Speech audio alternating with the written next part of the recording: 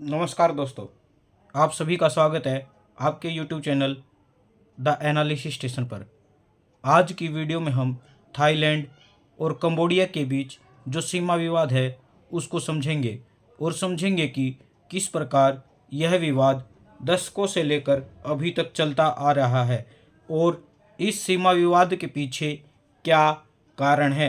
मई 2025 में थाईलैंड की सेना और कंबोडिया की सेना के बीच एक भीषण लड़ाई होती है जो जुलाई 2025 के मध्य तक आते आते एक भीषण लड़ाई का रूप ले लेती है।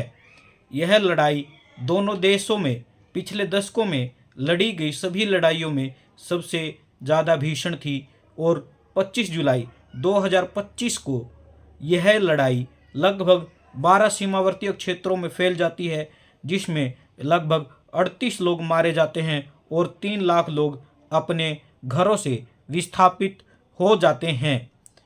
तब जाकर यूएन, यूएस, मलेशिया इन दोनों देशों के बीच मध्यस्थता कराते हैं और तब जाकर 28 जुलाई 2025 को ये दोनों देश युद्ध विराम के लिए निर्णय लेते हैं। देखा जाए तो यह जो सीमा विवाद है प्राचीन काल से चलता आ रहा है और इस सीमा विवाद की जड़ें दोनों देशों के अपने सांस्कृतिक प्रतिद्वंद्विता और कॉलोनियल टाइम्स की ट्रीटी यानी संधि में निहित है और सीमा पर स्थित प्राचीन काल के मंदिर और उसके आसपास के क्षेत्रों में निहित है, जिसमें खास तौर पर प्रिय विहार मंदिर और तामुन थाम मंदिर आदि शामिल हैं। 13वीं शताब्दी में कंबोडिया में खमेर साम्राज्य सत्ता पर आता है और साउथ ईस्ट एशिया के अधिकांश भाग पर अपना प्रभुत्व स्थापित कर लेता है, जिसमें आज के आधुनिक लाओस, वियतनाम, थाईलैंड शामिल थे और खमेर साम्राज्य वहाँ की कला, संस्कृति और पॉलिटिकल नॉर्म को पूरी तरह प्रभावित करता है। जैसे जैसे खमेर साम्राज्य अपने पतन की ओर था, तब सत्ता पर सियामी थाई साम्राज्य सत्ता पर आता है और वह खमेरों की राजधानी अंगकोर को लूट लेता है और पश्चिमी कंबोडिया के अधिकांश भाग पर कब्जा कर लेता है और वहाँ की कला और कला संस्कृति को अपना लेता है। इसके बाद कंबोडिया दो पावरफुल देशों के बीच पश्चिम में सियामी यानी थाईलैंड और पूर्व में वियतनाम के बीच रहता है। तब से लेकर 19वीं शताब्दी तक कंबोडिया में अस्थिरता बनी रहती है, जब तक कंबोडिया फ्रांसीसी संयुक्त राज्य यानी फ्रांसीसी संरक्षण राज्य और फ्रांसीसी इंडो चाइना का हिस्सा नहीं बन जाता। जैसे जैसे फ्रांस साउथ ईस्ट एशिया में अपनी कॉलोनीज स्थापित करता है और साउथ ईस्ट एशिया में अपना प्रभुत्व स्थापित करता है, तब कंबोडिया के राजा नोरोडोम 1863 में फ्रांसीसी नियंत्रण स्वीकार कर लेते हैं, जिसके दौरान फ्रांस के द्वारा कंबोडिया का काफ़ी शोषण किया जाता है। लेकिन इतिहासकार कंबोडिया की राजनीति में इसको एक महत्वपूर्ण कदम मानते हैं, क्योंकि उस समय कंबोडिया के लिए अपनी संप्रभुता को थाईलैंड और वियतनाम से बचाना बहुत ज़रूरी था।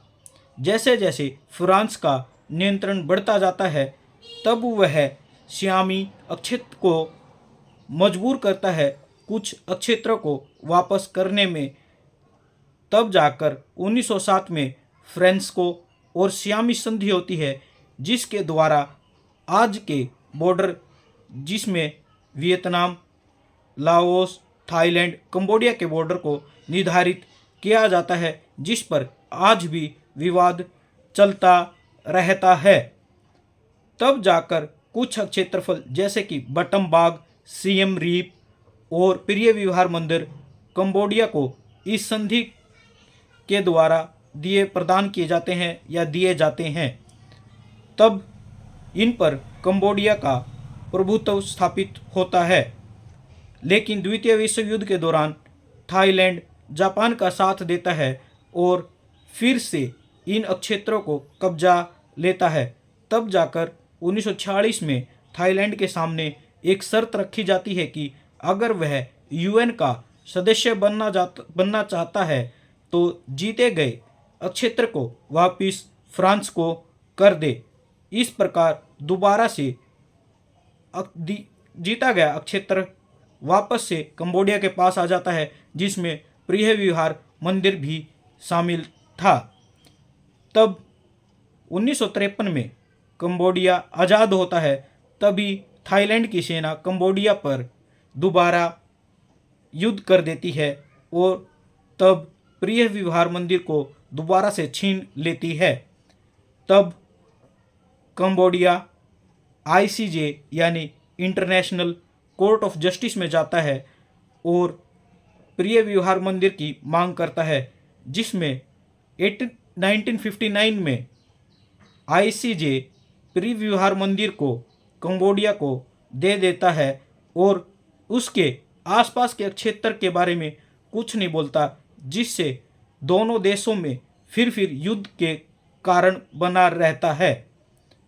तब फिर 2008 तक आते आते ऐसे ही विवाद चलता रहता है। 2008 में आकर कंबोडिया प्रिय विहार मंदिर के लिए यूनेस्को वर्ल्ड हेरिटेज साइट्स की मांग करता है।